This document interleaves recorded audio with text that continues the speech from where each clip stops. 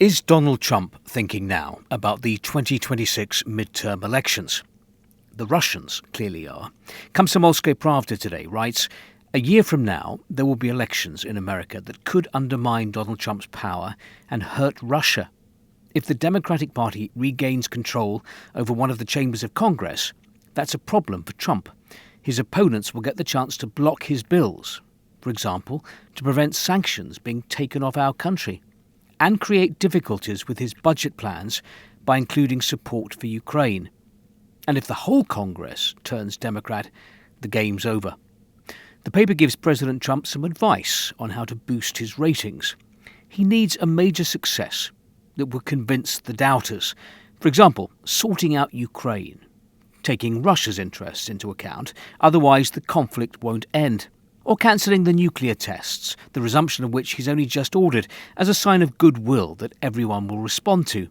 But time is running out for Trump to do this, which suggests that Moscow may be thinking time is running out for it to win support and concessions from Washington on the war in Ukraine and on sanctions relief.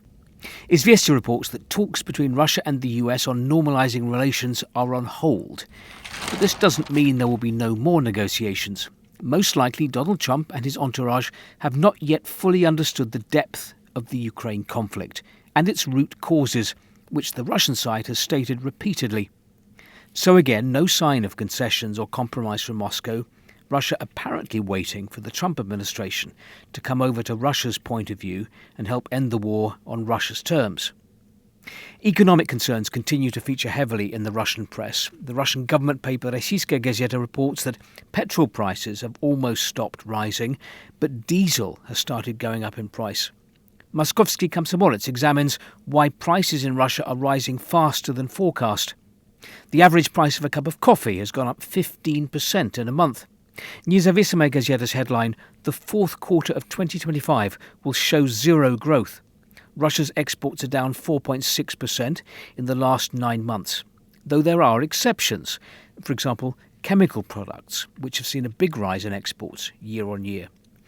In the Russian economy, the negative consequences of a reduction in production are growing. In the first 3 quarters of this year, a drop in the volume of output was recorded in 70% of the list of the main types of economic activity.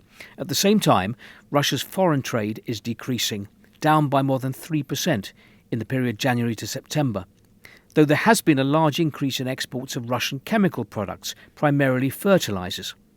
The annual growth rate of Russian GDP in the final quarter of the year will be zero, economists predict. In manufacturing industries, there is a gradual increase in crisis phenomena, say economists. After 9 months, annual growth rates of more than 1% were recorded in only 5 out of 24 types of economic activity, while a reduction in output volumes occurred in 17 types of economic activity. True, Russians are suddenly buying a lot of cars. As Komsomolskaya Pravda reports, Russia has jumped to second place in Europe in terms of new car sales. However, a car expert tells the paper, people are buying cars not so much because they can afford to, they're just making sure they do it before car prices rise. And rise they will due to the upcoming increase in the recycling fee, the additional tariff on imported cars. It's a similar situation on the housing market. Home loans are selling like hotcakes among Russians. Why? People have stopped believing that house prices will fall. Interest rates have come down, so people are taking out loans before prices for flats start actively rising.